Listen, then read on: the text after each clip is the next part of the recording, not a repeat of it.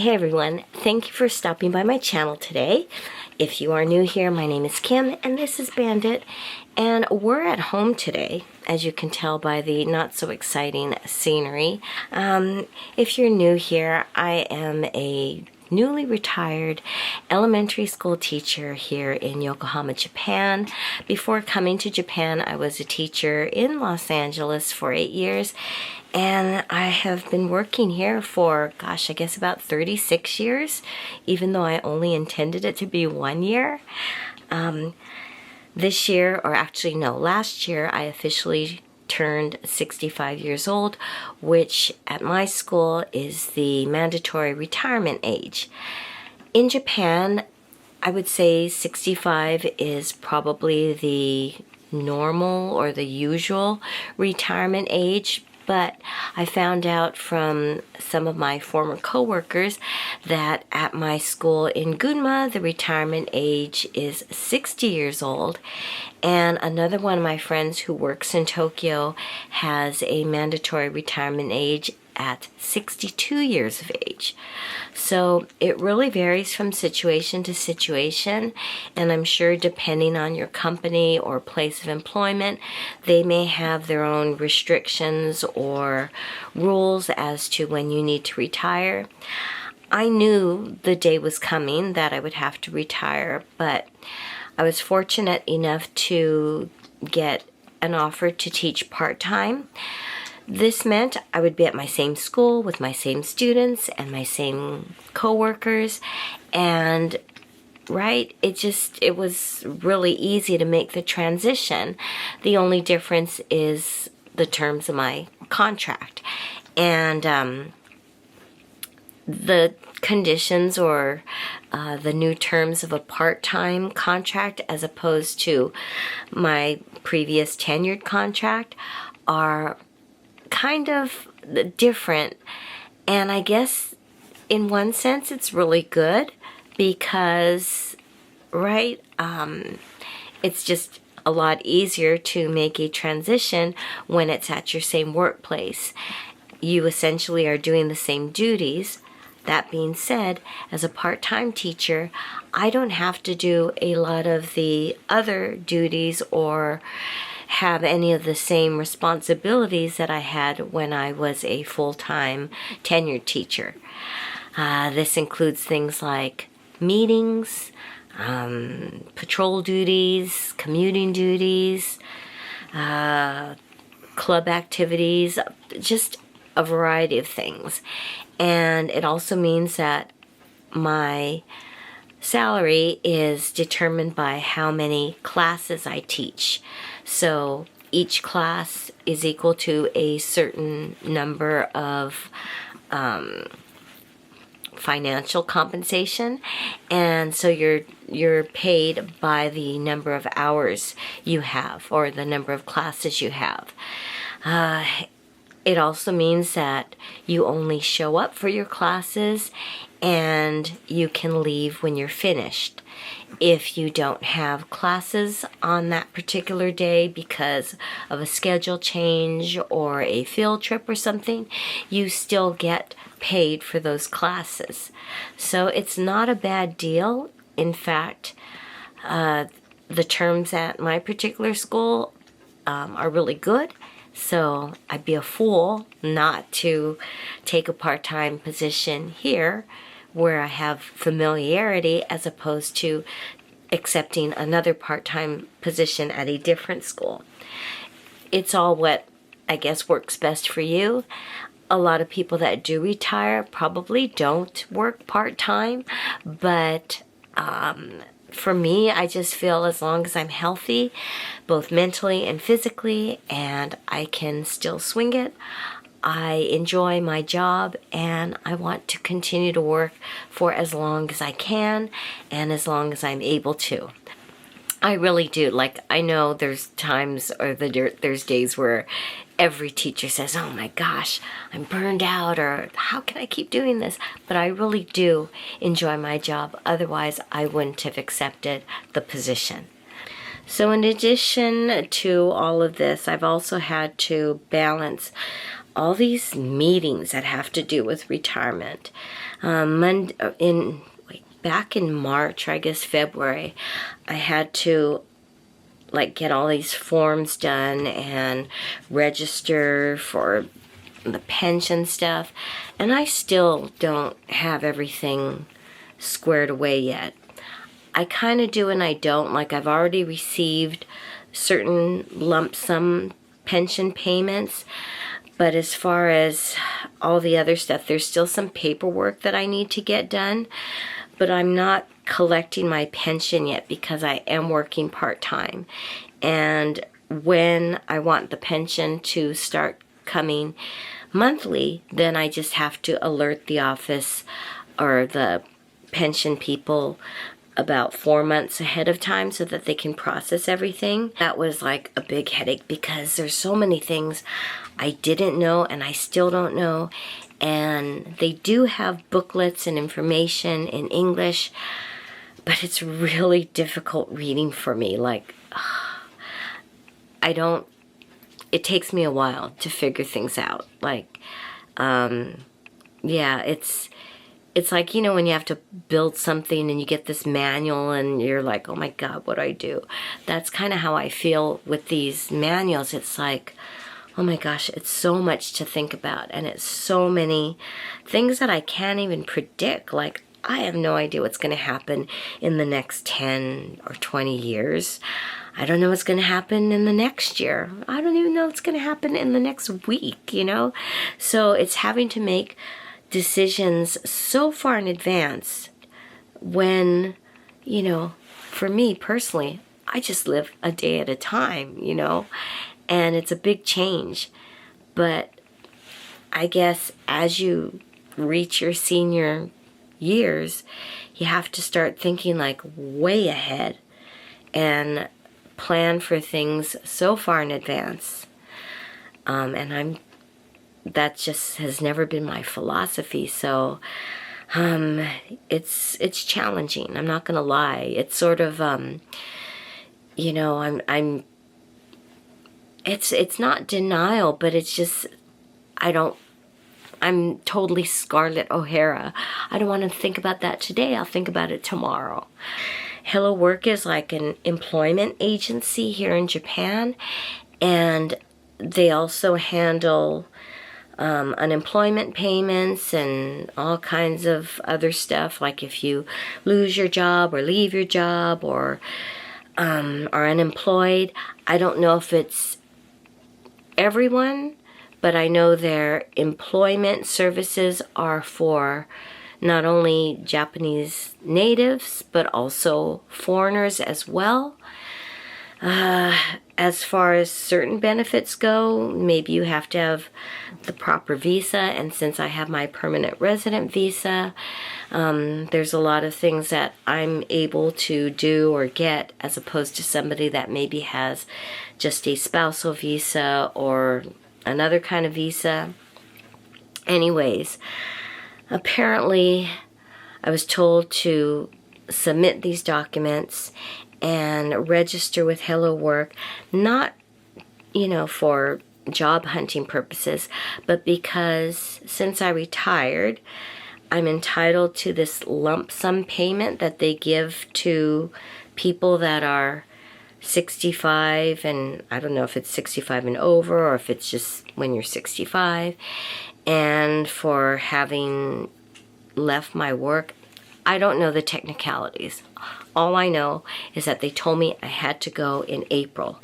So because I was so busy in April with guests and getting stuff organized, I went on April 26th, and I had to wait basically 3 hours. I went, I guess it was a Friday afternoon, and that was mistake number one because there were so many people. You go to the information desk and they tell you what you have to do, and they gave me this file. I had to explain, first of all, what I was there for and how I had these documents and how my school told me to turn it in. Because, like I said, I really didn't know all the details. So she put in a file, and she gave it to me, and she said to go upstairs and go to number 7. So I went and I got a number, and then I waited.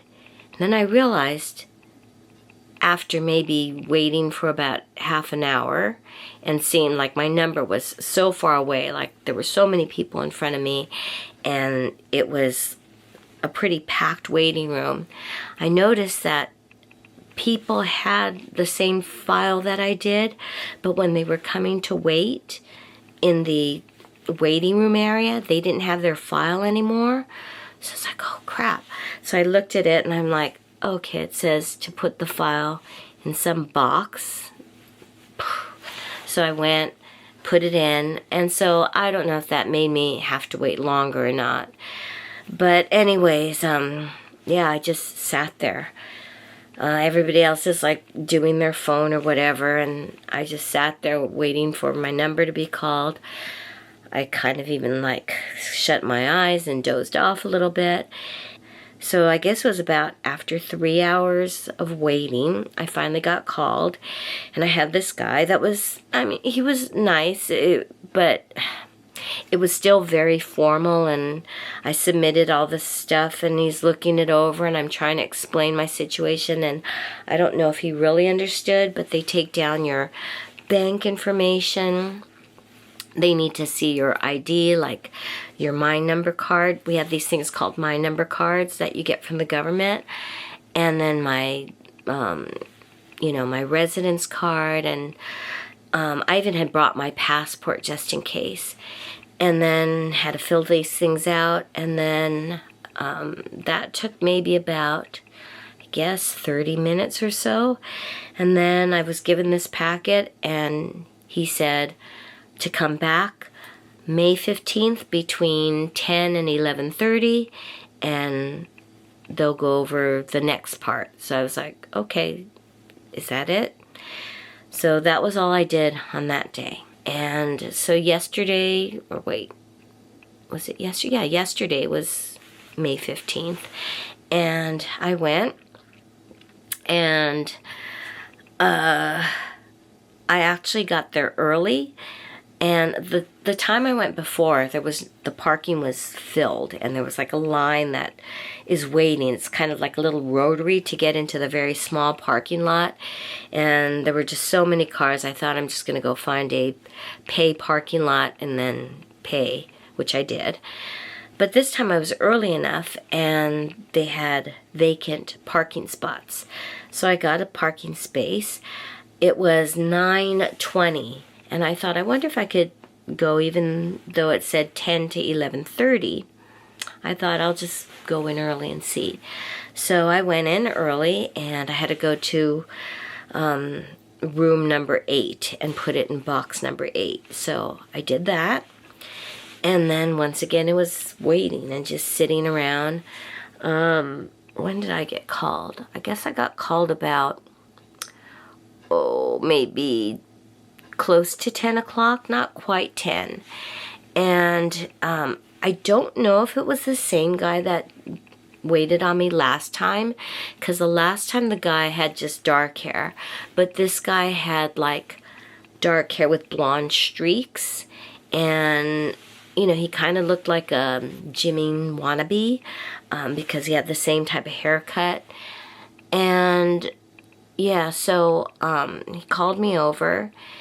And at these places, I'm formal and I think I'm polite, but I felt like he was speaking so, like, abruptly to me. Like, he asked, like, questions and I didn't really understand, so I would ask, could he say it one more time? And, yeah, it was just very, like, abrupt. And then it was like, how many hours did I work on April 26th. I'm like, the date? How many hours? Like, this is all in Japanese. How many hours did you work on April 26th? I'm like, 3. And he's like, okay, and Saturday, and he goes, Monday? And I said, well, I work Saturday too. He goes, you work on, and so like he makes a note, how many hours on Saturday? And then he's like, I said 3, and he's like, can you write down all the dates from April 26th to today, May 15th, that you worked. I'm like, write down all the, like, getting kind of mad. And it was just sort of like that panicky feeling where they're telling you to do something and you're not sure, you don't want to make a mistake because it's this formal document. So you ask again for clarification and you just get kind of like yelled at. And so it was like really, really stressful. So I wrote down the dates that I worked and it barely fit. Is there any day where you worked more than 4 hours? And I said, just Tuesdays. And he's like, okay, circle it. I said, circle the Tuesday. All right. So I did that. And then I think that was all I filled out. And then he says, okay, you have to go to the first floor and register. And I'm like, he goes, go down to the first floor, take this, you have to wait, and then when you're done, come back up here. So I'm like, okay. So I take this next file, and I go down, and I went to the information desk, and the lady that helped me there was so friendly, and she's like, okay, can you fill out this form, and can you do this questionnaire? And I said, I can't read Japanese. And I said, if someone reads it to me, I can understand it, but I'm not sure about, like, all the here. And she's like, okay. She goes, you don't have to fill it out, in detail. She said, just here, your name, your address, your birth date, your phone number. And then she said, and okay, like, what kind of job are you seeking? And I said, oh, I'm not seeking a job. My employer sent me here to drop off these documents, blah, blah, blah. And she's like, okay, so she turns it over and she's like, so you are working now? And I said, yes. She's like, where's your place of employment and what do you do? So I said it and she like kind of looked at me because my school does have a very high reputation. And I think being a teacher is probably a little bit different than what most of these people at the employment in agency were. And so she kind of looked at me. She's like, okay, can you just fill out this then, the part with the name, and then bring it up to me when you're done. So I'm like, okay. So did that, and the same lady's like, okay, and she looks it over. She gives me another number, and she said, okay, your number is 545, and they were like on 529, I think. And she's like, just wait, and when they call your number, go up. And I'm like, okay. So yeah, so 529, I have number 545. I'm like, oh my gosh. So I just sat down, and I was on Twitter for a while, so some of you read my tweets, and it was just waiting.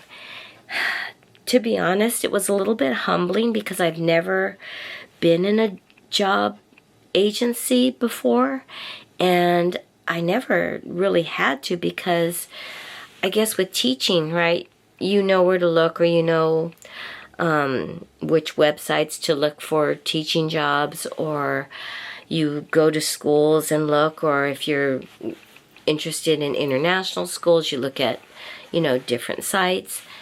And I've always been someone that has found job ads, and I go that way. And I've been really, really lucky and fortunate in all my job searches to be able to find things and actually get my positions through my own job search instead of having an employment agency search for me. I also feel like, number two, there's a difference when you have a job and you're not really looking for one, as to people that are really desperate to find a job. Like the man that I got in, when they called my number, he was so nice. He was probably, I would say, maybe in his 40s or 50s. and very friendly, asked a lot of questions. Like he told me, the way he said is, okay, we have some things to fill out, and since you know, I'll help you as best as I can, so please spend this time with me and we'll get this all taken care of. Got it all done. And then afterwards, he gave me this document and he said, okay, you need to keep this with you. You're all signed up and just hold on to this. Keep it in a safe place. If ever you do need help with job hunting or this or that, please bring the certificate and, we can get you started. But you'll need this certificate and just keep it in a safe place and you're finished. And I said, oh, but I have to go upstairs. And he's like, you have to go upstairs? And I said, yeah, they told me that after I finish here, I have to go back upstairs. So he said, okay. So he gets all the documents and he puts it in the folder and he says, all right, he goes, put this in number 7 and you'll probably have to wait again. I'm like, it's okay, I'm good at waiting. So then he was just very friendly, said good luck and goodbye, and I felt really good because he was patient, he was helpful, and I was feeling hopeful. But I was just kind of worried that I was going to get the scary dude. I called him scary dude. The way he talked was just a little bit difficult for me, to handle. But all right, grin and bared it and went up, put my file in number 7 as instructed, and then I waited. And I waited. And I waited. My number at this time, I think my number was something like, I can't remember my number, but anyway, it was another long wait. 11:30 passed, 12 o'clock passed, and at 11:30 they stop accepting new people. So all the people that were left were the ones that were being taken care of. And I didn't get called till I guess about 12, a little after 12. And the guy called me by name, but it was this long-haired dude. He had hair down to here. It was just straight. He calls my name and he said, did I pronounce that right? And I said yes. And says, sit down.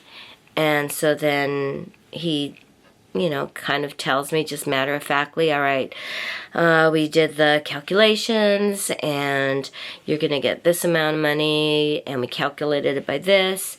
And so this payment is going to be put into your bank account. And I looked and it was, thinking in my head, oh, wow. I didn't realize it was going to be that much. I didn't say that, but in my head I was thinking, wow, this makes it all worth it because it's a lump sum payment. And I said, okay, thank you. So then he gives me my copy and then he says, so you're finished. And I said, oh, where's the document? And he said, what document? And he said, you're finished. He goes, that's the document. And I said, no. I said, when I went down to register with, the first floor, the man gave me a document and he said to hold on to it and put it in a safe place and, keep it with me. And he's like, oh, no, we collected everything and this is the document you need. And I said, no, but he told me to keep it in a safe place. So he assumed I was finished and was leaving, but he was kind of surprised that I had to come back up. And, and so then the guy said, no, there's no more documents. Everything was to get this taken care of. And I said, no, he said I needed to keep this with me in case I, and so the guy looked at it and he's like, no, this is all you need. And I said, but I put it in the file. And he goes, you don't have a file.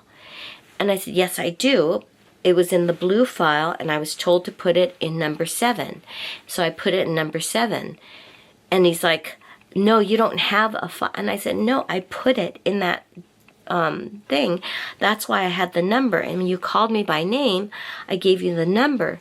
So maybe my number, it might still be in the pile in the number 7 file. And the guy's just like, so the first guy, okay, so I'm calling long-haired dude rude dude, and the other guy scary dude. So scary dude comes in, he's like, what's the matter? And I said, I was given a document, and I put it in the blue file folder, and I put it in number 7 because that's what I was told to do. And so then Scary Dude goes and he comes back with this pink paper and he's like, this? And I said, no. It was just a sheet of paper with my name on it and a barcode. And they both like look at each other, and he's like, there's no pay. And I said, yes, I put it in there. So Rude Dude, I had like a folder, and it had other papers, like just some of my school stuff, but it was what I was using to keep my documents in. So he takes my phone, he's like looking, he's like, no. And I said, no, it's not in there. Those are unrelated papers. He's like, are you sure you don't? I said, no, it's in that blue file folder in number 7. And then he looks at me, he's like, you don't have a file folder in number 7. Everything you needed is here. And I said, I put a file folder in there. And because Rude Dude was raising his voice at me, I was trying to keep my voice level down because I didn't want everybody else to be bothered. And I didn't want the reputation of being, looked at as someone difficult. I said, no, I put, the file folder that was given to me by the guy in number 12, or, I gave him the number of the guy that I dealt with. Number 12, the guy in number 12 gave me the paper and put it in the blue file folder and told me to put that in number 7. And so then Rude Dude and Scary Dude are just like, they're going like this, like I was crazy. And I said, can you check the file folders in number 7, because it's a paper? And I said I couldn't explain, so I'm like, I turned it over and I drew what the document looked like. I said, my name is here, there was a barcode here and some numbers. And Rude Dude's like looking. Scary Dude comes back. He has a file folder, the blue one, and he's like, he pulls it out. There's my paper, holds it up and to me, and I'm like, that's it. So Rude Dude takes the thing and tosses it on the desk and turns around. And I'm like, and he's like, you're done. In Japanese. Oh, hi, owatta. Like just like that, like, owatta. Whoops, my battery's running out. So he just threw the thing down and said, like, owatta. And he turned around, and I just like, oh my gosh. I said, oh my God. I said, how, effing rude. And I kind of, I whispered it kind of under my breath, because he wasn't even like, he didn't say, oh, sorry, oh, I didn't realize, we had the papers, or, here it is, He didn't hand it to me. It was just like thrown on the desk, and I took it, and that's when I was like, my God, how effing rude.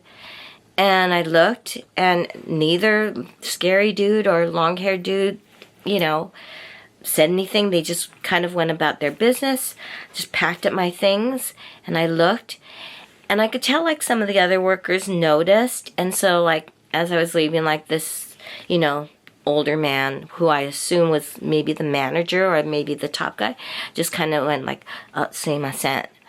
And so that's like, sorry, like, sumimasen. And I just looked and I said hi, and I just like left.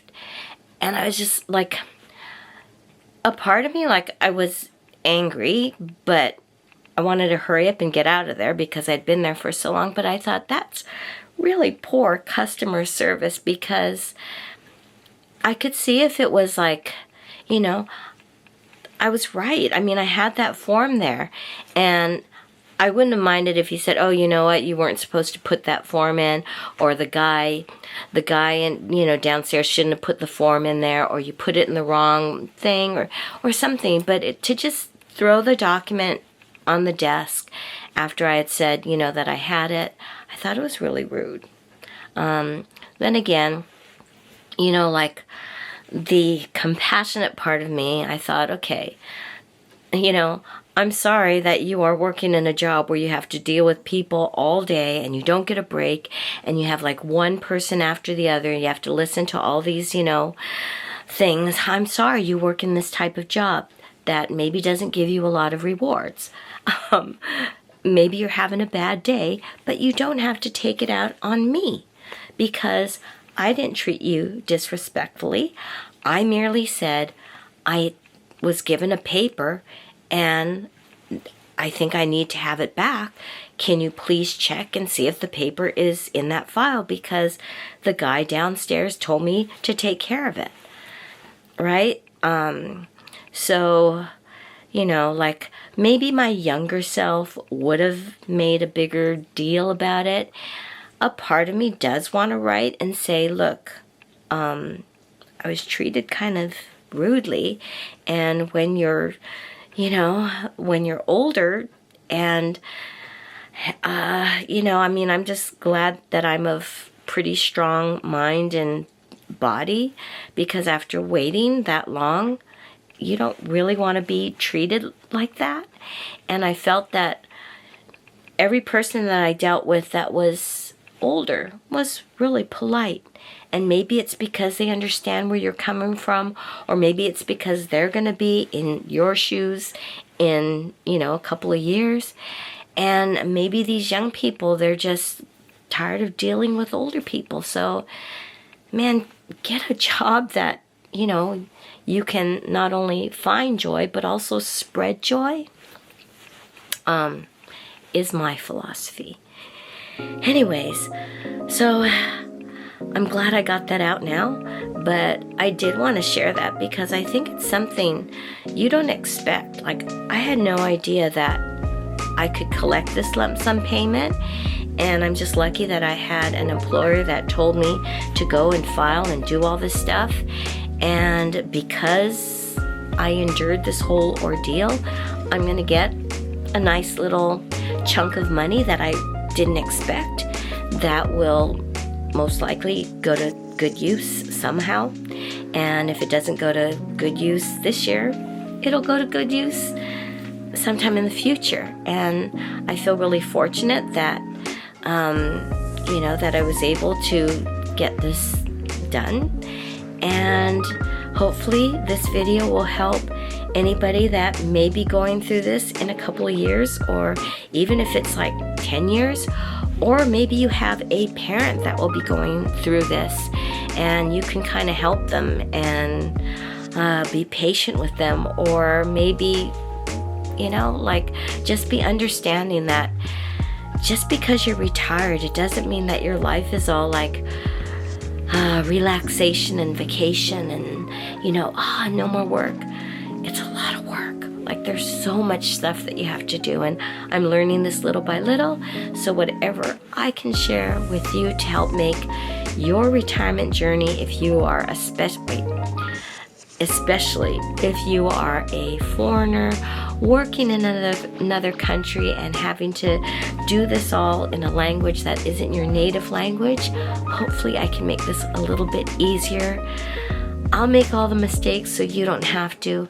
And thank you so much for watching. Whoops, sorry about that abrupt ending. We hope to see you again soon, so please consider subscribing, and thanks again. Bye-bye.